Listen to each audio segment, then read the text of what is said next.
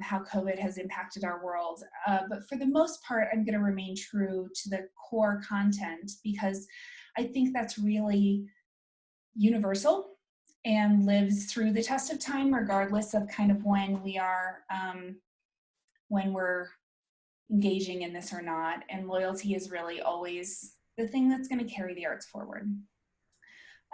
So off we go. I would love for you all to think of a brand that you're loyal to. So any sort of brand that you can think of, if somebody feels brave and wants to put it into the chat, that would be great. But think of a brand that when I say like you're loyal to this brand, think of that and then think why you are, and hold that in your head, put it in the chat, whatever. If you're feeling safe and brave, we can do it. We can all join together. Apple, okay. Amanda's loyal to Apple. Clark shoes, she's wearing them. Oh, mine is shoes. I'm so glad. Starbucks, okay. So as you're thinking about these brands, Clean Canteen, that's such a great one. Think about why it is. What is it that has earned their loyalty, your loyalty to them, right? For most of us, it's because they match our values or because they have great customer service, or we appreciate the product that they put out there because it's a unique product and different than anything else, whatever it might be. I am going to bet that 0% of you said Xfinity or Comcast or any internet provider, right? I have given this presentation a number of times in front of hundreds or thousands of people at this point, and nobody has ever said, Comcast, I love them, they're so great. And rarely has anyone ever said an airline. And the reason that is because it's so impersonal, it's so frustrating. You call them and you get the roundabout, right? It's press 1, now press 17. Oh, you didn't press it fast enough, so go back. And it's a really frustrating experience with a product that you just need, but you don't really want to have to kind of go through those hoops. So the product that I always think about, and I love that somebody put on Clark shoes because I am obsessed with Rothy shoes, and that is because they're washable and they are made from recycled water bottles. So it matches my values of kind of environmentalism, and they make cute shoes that are comfortable, and I love them. I wear them all the time. So as we're thinking about these brands and what sort of differentiates them, think about what it is that has earned your value, that has sort of earned your loyalty. And that's, I think, always a good place to reframe, because we think that as arts people, we have a totally unique product. And the truth is we don't, right? We are living in a world in which everything either attracts or rejects value. So, and loyalty. So thinking about how different you are, you can also think about how similar you are, right? Do you want to be the Xfinity, or do you want to be the Apple Clean Canteen Birkenstock of the group, right? So we're going to kind of go through that as we go along. You cannot, I think it's the law now that you have to have a Hamilton reference in any presentation that you give. I think that's now new rule forever.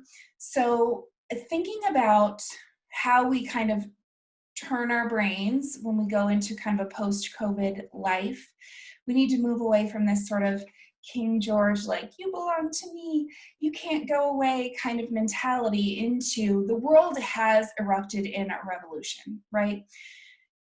Every arts meeting that I go to, there's a question of we cannot return to the same normal. We can't have the same normal. We have to think future forward. So I'm just going to put that in your brain as we start to walk through.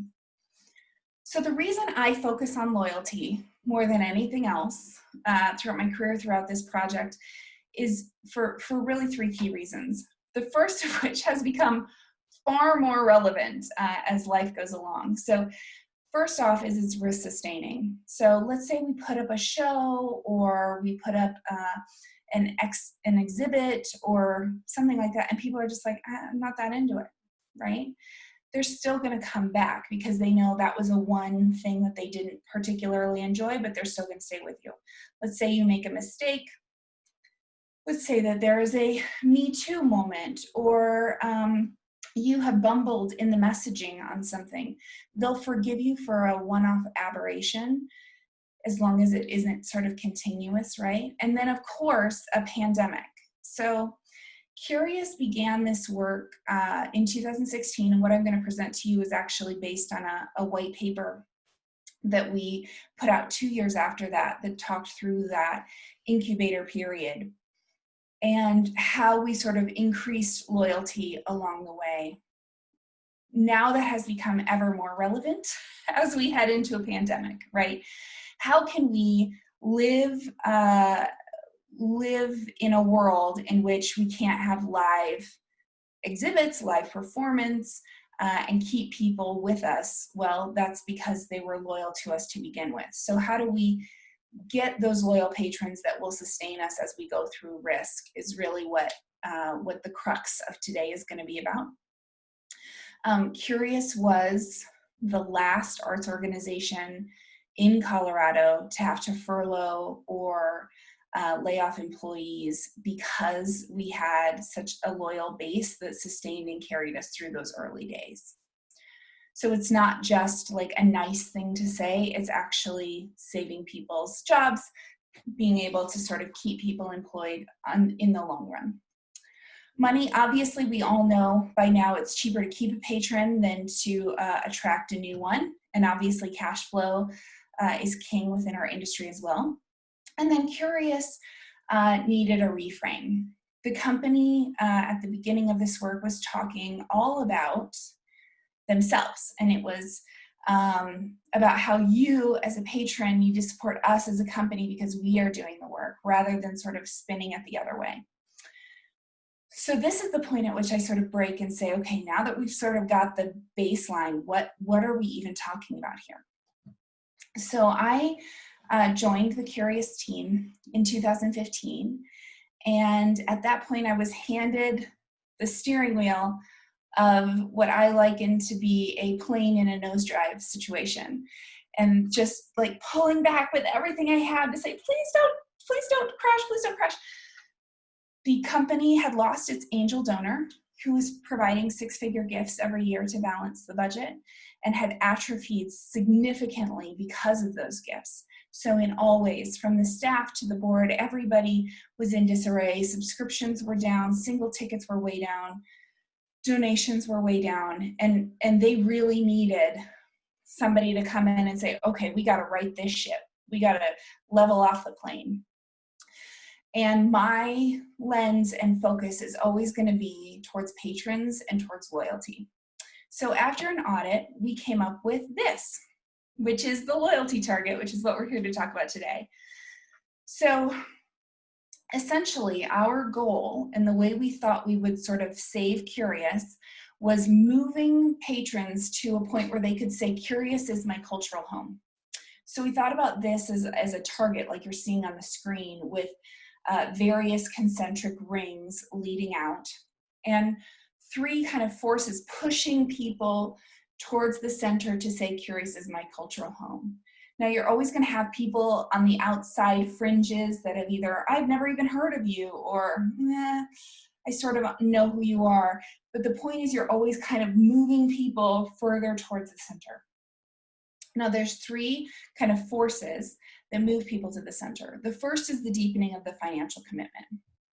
Now, this is the very sort of traditional measurement of loyalty across all organizations, right? You go from single ticket buyer, multi-single ticket buyer, subscriber or member, donor, board member, legacy gift, right?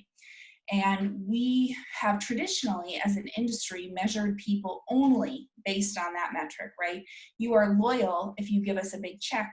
You are not loyal if we don't see a big check from you. That didn't really fit with the ethos of Curious. Curious is a theater that sits at the intersection of art and social justice. And it didn't really make sense to me for that organization, and really for any organization, to say the only way you can prove your loyalty to us is to write a check. because there's so many other ways people do that. So we came up with these 2 other measurements. One is widening our reach. So in today's world, that could be as simple as I post on social media about you, and I told all my friends to come see this show, right? It's any time that they're sort of scooping up other people and bringing them to you. Because as we all know, like if you're the Pied Piper bringing your friends, that means that you are more loyal, right? Because as we sort of invite other people, if you go back to that organization that you yourself are loyal to, I guarantee you've talked about it to other people over time, right? You have said, oh my gosh, I love my Apple Watch. It's the greatest thing since sliced bread, and I wear it every day, right? And then somebody else is like, oh, maybe I should get an Apple Watch, right? Widening our reach also includes our press coverage. So anybody that's doing press work, bloggers, any of that sort of thing. And then it can just be giving people the tools. In my dream world, someday a ticketing system will invent an integrated way that we can say, okay, subscribers, if you give them this personal code, they get $20 off and you get a $20 credit in your account, right? Any way that we can incentivize people to invite their friends. So the kind of baseline entry-level way Curious did this was by giving subscribers little cards that say, you know, I love Curious, use this card for, I think it was like or it was a $20 ticket to your first show. And anybody could just give them out. And if you had never seen a show at Curious, you got a $20 ticket. And that, giving them those cards, and we just stuck them in with their renewal tickets, you know, here's your tickets for the year, and here's all these cards, just give them to your friends. That enabled us to sort of widen our reach, right? When we told our subscribers, hey, bring friends and here's a discount for your friends, what happened is those friends are now underneath their name in our ticketing system. So we can't then go back and say to those friends, hey, can you come back again? Or thanks for coming for the first time. If we instead say, friend, buy that ticket at this discount, because you're my friend, you get this special ticket, we now have their contact information and we can say, hey, welcome to Curious. You know, we leave them a note on their seat. We send them a separate pre and post show email, and they get a discount to see their next show as well. So we're really sort of trying to utilize our current base to widen our reach, because that helps push them towards the center as well. The final way is maximizing engagement. So not just sitting there in the theater, in your seat, watching the show come up and down and then leaving. How do we get you to engage more deeply with that content? So whether that's pre or post show events, whether that's actually reading the playbill, whether that's emails going out, we started a thing called Go Deeper. We really want people to sort of maximize their engagement outside of Curious, while you're at Curious, etc. So those are the 3 sort of forces. And you can imagine different people that are pushed only by one of those forces, right? So I might be a patron that buys a $20 ticket once a year, but I come to every single free event you've ever had and I tell all of my friends about it. I still consider Curious to be my cultural home, even if I don't have the funds to do more than what I'm able to do, right? So thinking about how are we applauding those members of our audience and celebrating their contributions and celebrating that they're loyal, even if they're not the ones writing the 5-figure check every year. So that's the model. That inspired us to then say, okay, we need to look at our staffing structure, the way we talk, our branding, all of these many things in order to accomplish this. Because we can't do this in the way that Curious was currently staffed.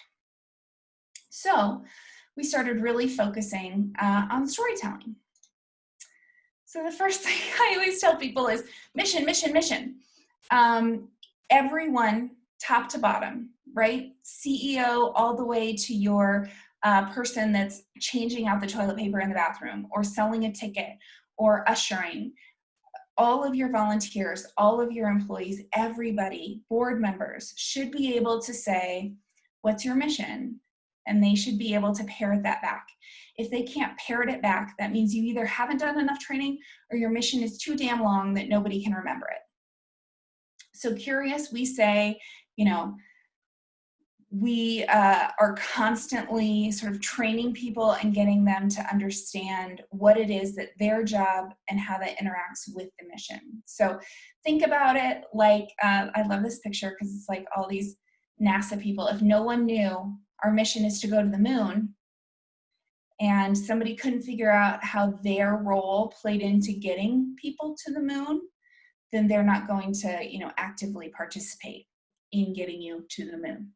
So focus on mission, sing with one voice, right? Everybody should be cohesively speaking to patrons. There should never be, and this is exactly what we were talking about at the beginning with this Comcast Xfinity world, right?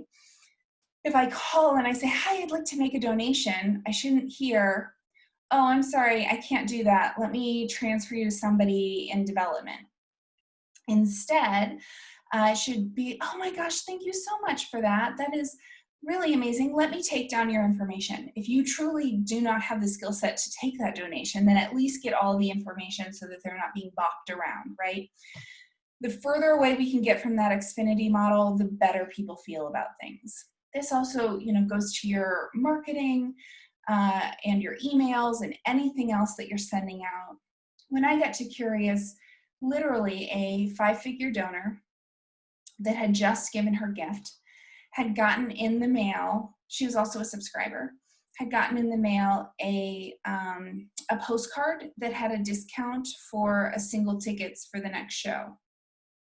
And she called and she was like, what the hell? Like, I already have tickets and I'm a major donor. Why are you treating me like, you know who I am? And that just really kind of spoke to how kind of broken it was, right? Development was sending out one thing, they weren't communicating with marketing, marketing was sending something else, artistic was in their own lane entirely, and nobody was really speaking to the patrons as though they knew who those patrons were. Hire storytellers. In this process, we really realized that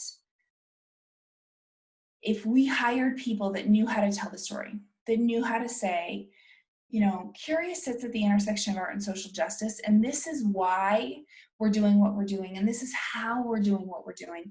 And you could tell that, you know, in 140 characters or less, or via video, or via sales emails, and you knew how to tell that story verbally or, you know, whatever different way, we could train you to do a job, right? When I hired our box office manager, I hired the person that I thought could most embody our values and our mission and could speak to that most clearly, because I knew I can train you how to be a box office manager.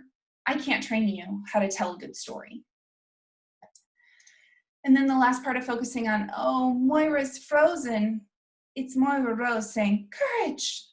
So pretend that in your head. Finally, we got gutsy. Curious's motto is no guts, no story. And they were not living that mission off stage. It was only happening on stage. And they were afraid to tell their story, right? They were afraid to say, we do the most diverse work in all of Denver. We are introducing new playwrights. We're gutsy, we're bold, you know, any of those kind of things, because there was a real fear that patrons would go away or donors would stop donating, or, you know, whatever that narrative is that we tell each other. But they were doing that work. They were also sort of relying on this mentality that I think was pretty pervasive in the arts a few years ago, and continues to be in a lot of ways, where it was this story that, you know, we have an entirely Black cast on the stage, so obviously Black patrons are going to just flock to it, and if they don't, then they just don't like theater, which is a complete fallacy, right?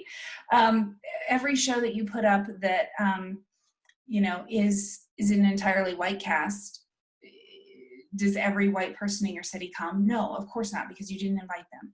So we needed to be gutsy in the way we were talking about ourselves and the way we were positioning ourselves in the market, and really sort of live that mission and branding. So this was the first time we really boldly did that.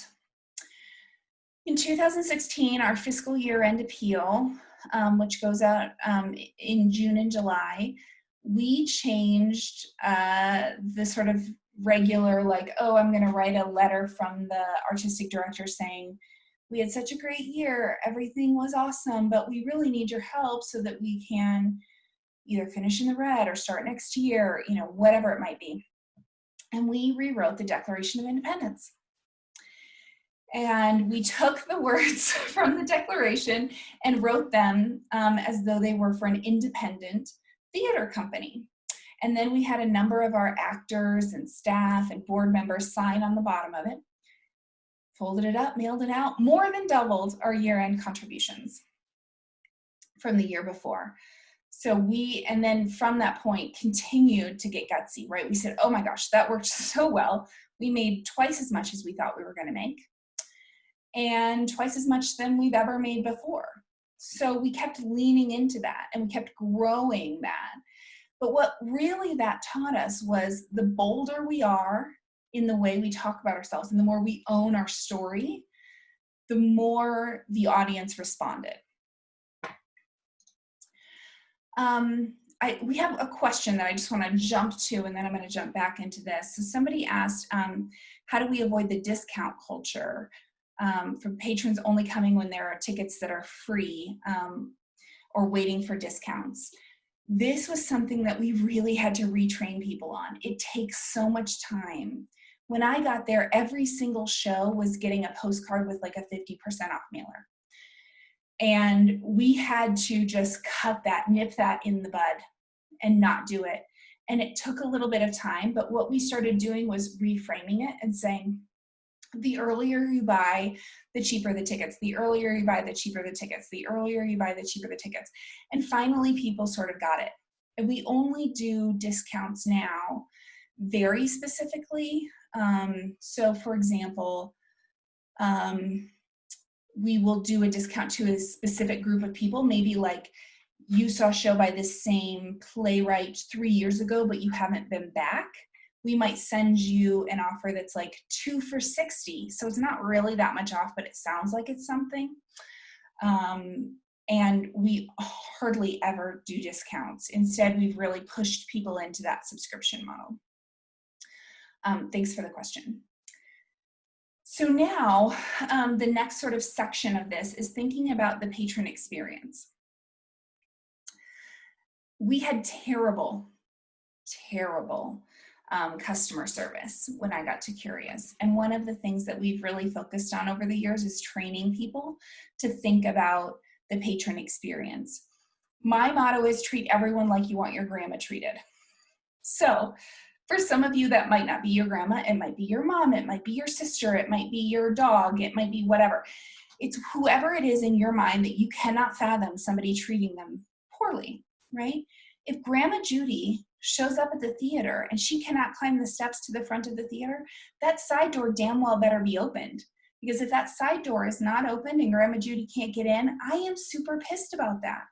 If it is hot as hell in the theater, because we only have a swamp cooler, somebody had best be walking around with free water bottles for everyone in the theater, because Grandma Judy is hot and I don't want her to be uncomfortable watching the show.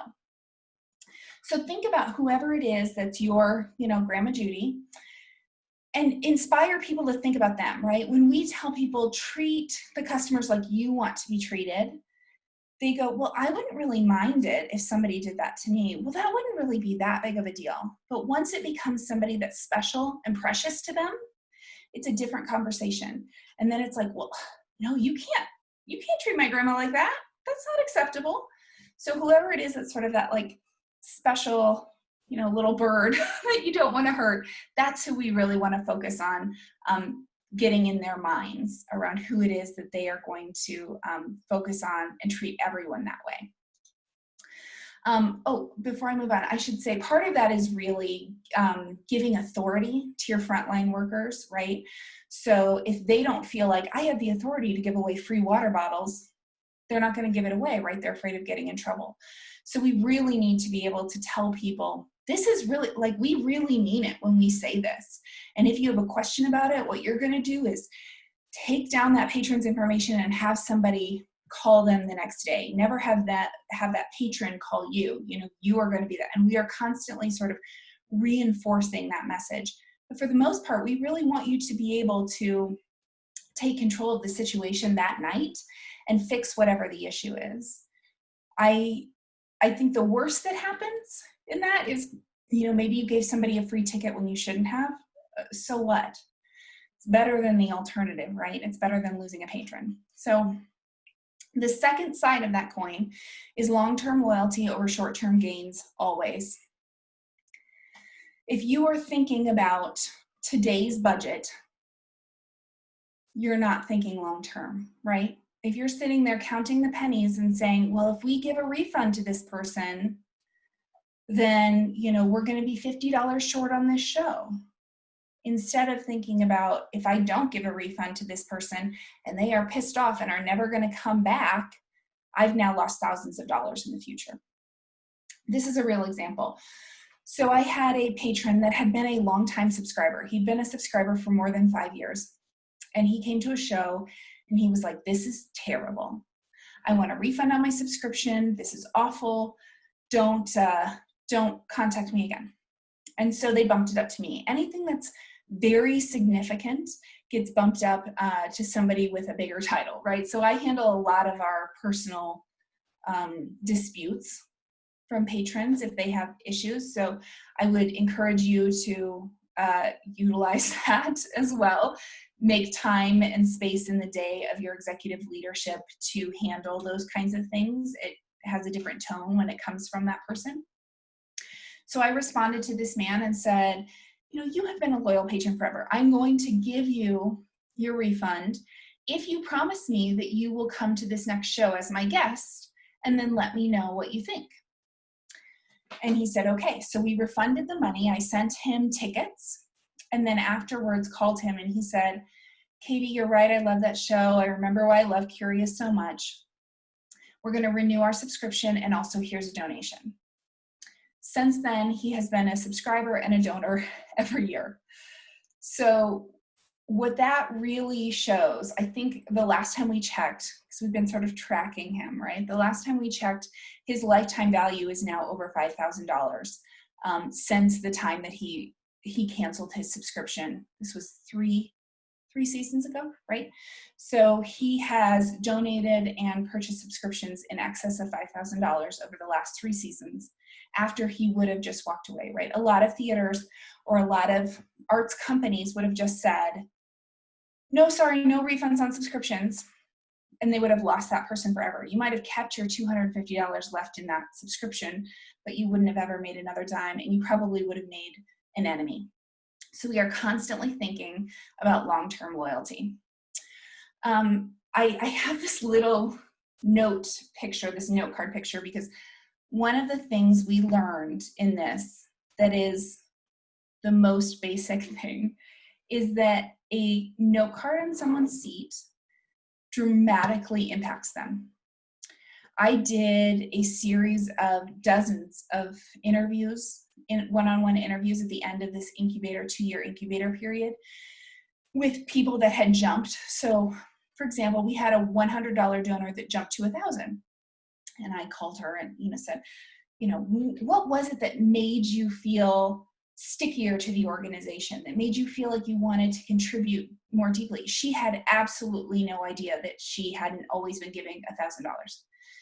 She was like, well, I don't know. I just feel really connected to you all. And it took several iterations of probing to get to the fact that she loved that somebody left a note on her seat that said, thank you, when she came to the theater. This even worked when we did basics. So every year we pre-print thank you cards for all of the subscribers, put a piece of chocolate on it, and have a different person sign it. So it's literally just a pre-printed note, and then it says Katie. And it could be anyone, right? It could be a cast member, it could be a staff member, it could be a volunteer, like it just has to have somebody's name on it. And even that deeply impacted people and caused them to be like, oh, I need to renew, of course, Katie said so, she signed it. So notes, if you do nothing, if you have the bandwidth for nothing else, put a note on people's seats. It's truly game-changing what it does. I had a colleague of mine who runs another arts organization in town, and she came to our theater. I had a note written on her seat because she was also a donor, and she sent me an email the next day and she said, Katie, I knew you were going to do it. I knew you were going to do it, and yet it still meant everything to me that you did it. And she said, I write notes, and it still was so impactful that you took the time to write me a note. So don't discount the power of a note. It's really boggling to me. So throughout this time, using these kind of tactics, we increased our sub revenue by over 38%. That has then again grown, and increased our donor base by 75%. And this is really where, when COVID hit, this is what saved us. We had a blind renewal, which means we sent out our subscriber renewals without any information on what the shows were. And that blind renewal carried Curious for the first 2 months before we actually, before we sort of hit a point where then sort of the donor money carried it, and the other, we had to cancel 2 full runs of performances, one of which was set to open the day after we had to pull the show.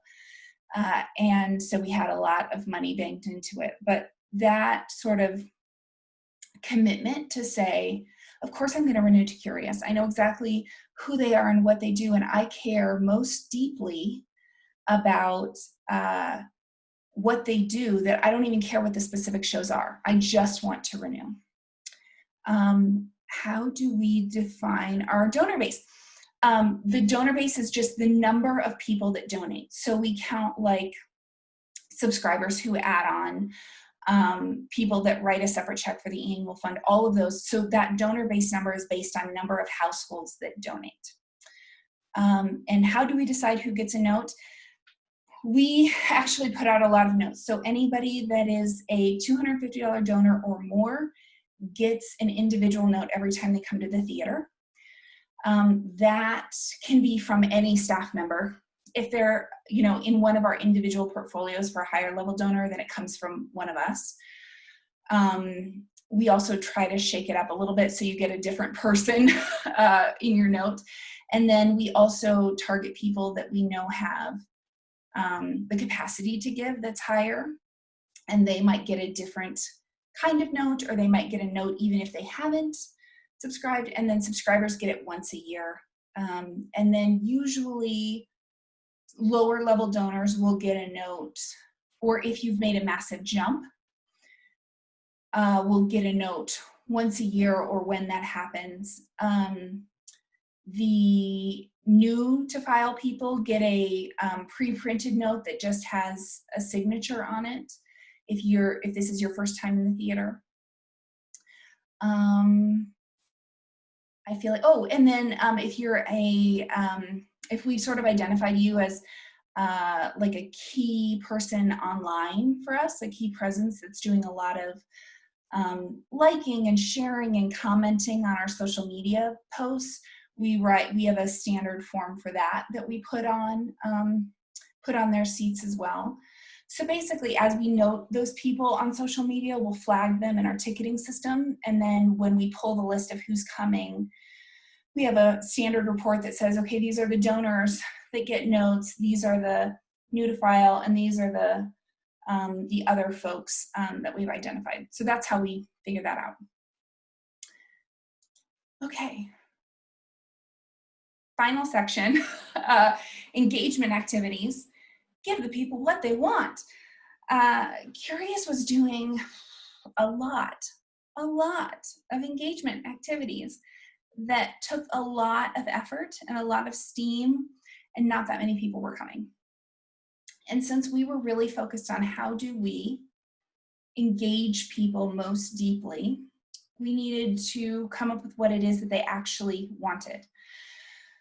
One of the staffing changes, I mentioned that we kind of reconfigured our staffing when we did this. One of the biggest staffing changes was we went from a marketing, a development, outreach, whatever kind of team, to a half-time person. So she was a full-time employee, and half of her time was spent out in the community, going to events, going to actions, and not to show up and say, "Hi, I'm Janine from Curious, and I'd like to sell you some tickets," but instead just being in the room and being an active participant. Those things then came back to Curious. She became known in the community. And now if you want to do anything with social justice or racial justice or whatever, and you think, oh, I want an arts component, Curious is the first organization you think of, because we've just been in that conversation authentically for a long period of time. So our engagement activities were largely defined by that work and what is happening out in the community and how can we sort of plug in. One of the key metrics that we were measuring our success on was our audience demographics, and particularly percentage of people that identify as people of color. So Curious focuses a lot on racial justice in the art that we produce, and it was important to us that our board, staff, and audience really reflect that art as well in our own demographics. So what did that look like? I love this picture because her look is basically the look that I get from most people when I say the most important thing was us developing the stop doing list. Stop doing it, right? Sometimes it's more important to decide what it is you're going to say no to than what it is you're saying yes to. So we took on the motto, hell yes or no. So something that takes 6 hours of a staff person's time and 2 people show up to it and it doesn't really lead to any impact or action, stop doing it. We instead focused on more pre and post show events because that's what people told us that they really valued, was having more post show speakers. Curious has always done talkbacks after every show. We sort of flipped the narrative and started doing them as post show discussions.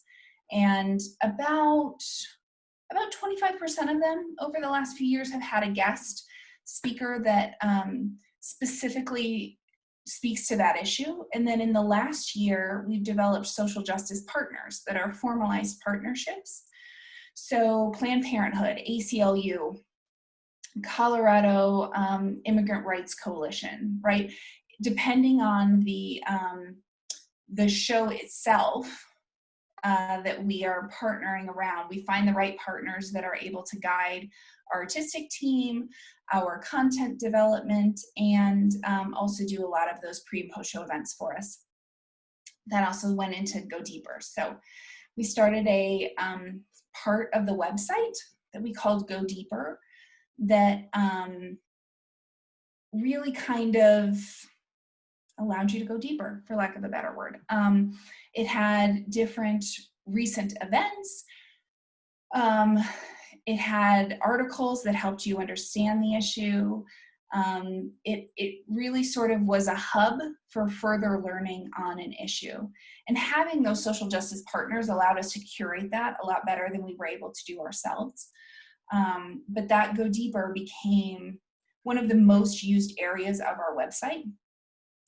If you think about like when people show up for either an exhibit or a production, they may have a printed piece in front of them, or it might be on the wall that explains, some section, but there's often a desire to go further into your learning of a particular subject.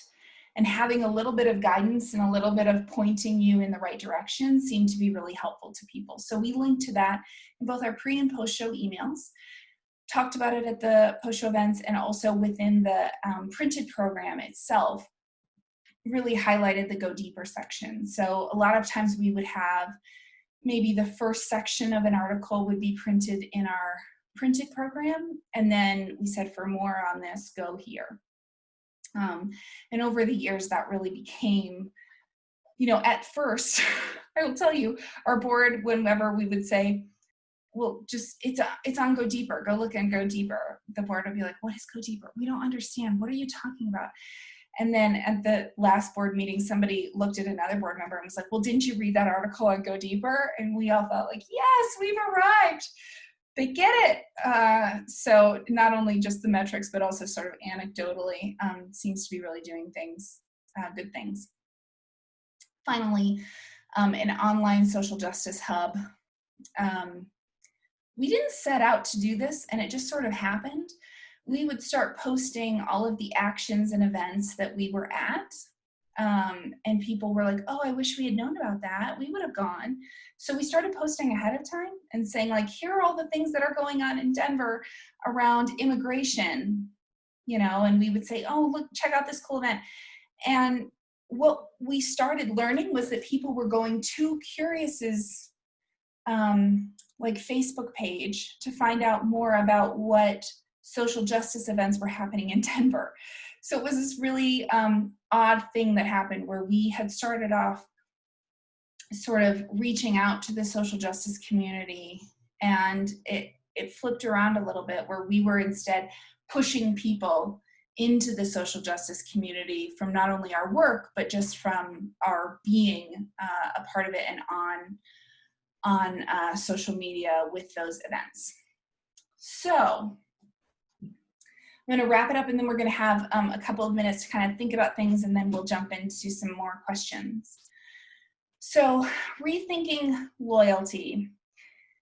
First thing we're going to do is align the organization. That might mean staffing changes, that might mean reconfiguration for you. Now seems like the ideal time to do it as we're all sort of rethinking our business models in general. Think of patrons as people, right? Talk to them like they're people. You want them to know that you know who they are. And then diversify your audience through relationships and understanding, right? Curious went out into the community, created those relationships, and now, and within that 2-year incubator period, tripled the percentage of our audience that identify as people of color. So this is what we really sort of used as kind of the calibration for how we thought about going through this process. So here are a few questions to ponder. I know we're kind of moving along in time, but I would love you to take just a minute, look through these questions, and kind of put those aside for you to spend some time thinking about, maybe today, maybe this week, maybe this month, as things that you could really kind of dive into. So what is your organization doing right now to encourage loyalty? And then what are the things that are discouraging loyalty? I always say hint policies, because things like ticket reprint fee is the big one that I always like to pick on people about. Think about the organization structure and who it's set up to serve. And then what story is uniquely yours, and what's the most interesting way you could sell it, or tell it, sorry. Those are all things that I'm just going to leave those up on the screen for a minute longer for you to either jot down or think about. If you have any kind of immediate thoughts on that, I would love you to put those in the chat, or raise your hand when we get to the question part, and I'd love to sort of talk through that with any of you. While I have that up, somebody asked a question, how large is the budget? Pre-COVID, Curious's budget was 1.4. We had 11 staff members, and we're an SPT3 theater, so our space is 177 seats. I will say, if you are at a larger organization and that just made you be like, well, this will never work for us because we're so large. I've worked with organizations up to $13 million budget on something similar to this. And I've worked with performing and presenting organizations, as well as membership-based organizations and museums.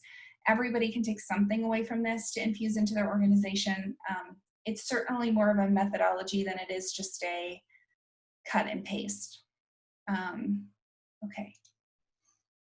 So the things I want you to kind of go away with are quick wins. What are things you can just start doing immediately that can make an impact? That might be, you might not have seen people in your space for months. It might be, I'm gonna just write, notes. I'm gonna write 10 notes a week, and I'm just gonna mail them out to people and make them sort of remember who I am. Team discussions that you wanna queue up, things that were like, oh, this is interesting to me. Maybe we could do it this way, or maybe we should talk about what it is that our policies are. So think about what team discussions you want to queue up, and then those big ideas that you might say, oh, wouldn't it be cool if we could just restructure our entire organization, or dedicate someone to being out in the field all the time, or whatever it was that maybe sparked for you that wasn't in this presentation, but sort of was something that built off that. You kind of break those out into those 3 categories that you can then kind of go forward and tee up in your own organization. Okay, here's my contact information. I am currently putting up my personal email, which I would love for you to use right now. I'm also on LinkedIn or Facebook. Feel free to reach out to me anytime. If you can't stay today to talk and you have questions, feel free to just kind of do whatever it is that you need. And now we can move into questions. I think people can either raise their hands and be unmuted, or you can type it into the chat, but now this is your moment.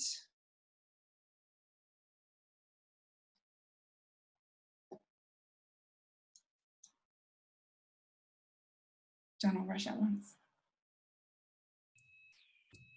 I'll hop in. Am I unmuted? Yes, I can hear somebody. Can you just introduce yourself? My name is Susan Gordy. I'm with the Evendale Cultural Arts Center. We're a small center, and we don't have we do some performances with partners. We partner with folks. We don't have an in-house group that performs. So I'm kind of looking for recommendations on bringing those partners along in trying to use some of these techniques, because they're all separate from us and they all have their own marketing departments. But do you have any tips on places that have worked together like that? Yeah, absolutely. So you are presenting the work of several like resident companies. Okay. Do you ever have meetings of all of your resident companies together? No, we haven't. I'm going to start Wednesday. Perfect. Okay, so this is the ideal time for this. Yeah. I used to work at a place that had resident companies, and we had usually twice a year, we had like a big meeting with everybody that talked about sort of marketing strategies, fundraising, etc. And that really enabled people to kind of talk to each other a little bit. We also started having little kind of side one-off meetings with like all the development directors, because everybody's sending it out at once, and sometimes a coordinated effort yields better results for everybody. Great. Yeah. But I would say tee it up in those meetings, define what your goals are for the year as a group, right? So just, hey, everybody, these are the things that we are really thinking about. How do you feel like you could tag into this? And really kind of define that. I actually most often get this question from the other side of the coin, the renter, because they say, well, we really care about customer service, but their people are always, going to be just brusque, or, they won't share their data with us, or whatever it might be. And so I love that you're the one asking this question, because I think it really opens the door for a lot of questions they might already be thinking about around training and service and all that kind of thing. Cool. Yeah. Thank you. Good luck. Thanks. See, anybody else? I had a question, Katie. I thought it was interesting, the last slide you had about like how policies can kind of maybe create, like them in place create some like not disloyalty, but they can be yeah. and now as like places are starting to kind of, to reopen, you have to build all these different policies for people to feel safe and healthy. Curious on what kind of question, like big ticket questions, when creating new policies, people should think about so that they don't create kind of disincentivizing Yeah, atmosphere. that's such a great question. You should be asking that right now. Emma, A+. All right. The thing that I would say is every policy that you're creating, ask the question of why you're creating it, right? If it's a policy that's actually going to yield to health and safety, right? We cannot open without masks on everyone's face, or we cannot open unless we have these deep cleaning internal policies, or whatever it might be, right? I was just at our zoo last weekend. They were able to reopen, but they had a number of sort of health and safety policies. And as a patron, I was like, this makes me feel so much better bringing my 5-year-old to the zoo, knowing that everyone has to follow these same procedures. The policies that you really need to be careful about are the ones that are like, well, we're doing it because we've always done it and our budget can't survive if we don't have it. Right? If there's a policy like that, you really have to kind of dig a little bit deeper, right? The ticket reprint one is the one that I'm constantly like banging a drum about because it just drives me bananas. If somebody shows up and you say, I am only going to let you see the show that you bought a ticket for if you give me an extra $7 for every one of these because you left it at home, am I ever going to buy a ticket from you again? No, I'm not. But a really good example of this is, I'll give you an example from the past that you'll be able to sort of parlay exactly into the moment that we're in now. I was at a different theater company, and they had their huge holiday musical, and we had a senior matinee, and the day before there was this terrible snowstorm. And we were like, okay, seniors do not want to come out in the ice, right? And we also did not want to have on our conscience a senior that perhaps slipped and fell and broke their hip, right? We don't want that. So any senior that called and said, I don't feel comfortable driving today, I'm not coming to the theater, we let them go into any of the other shows that they wanted to, even though that senior matinee was specifically huge discount, middle of a weekday kind of thing. We ended up losing about $18,000 doing that.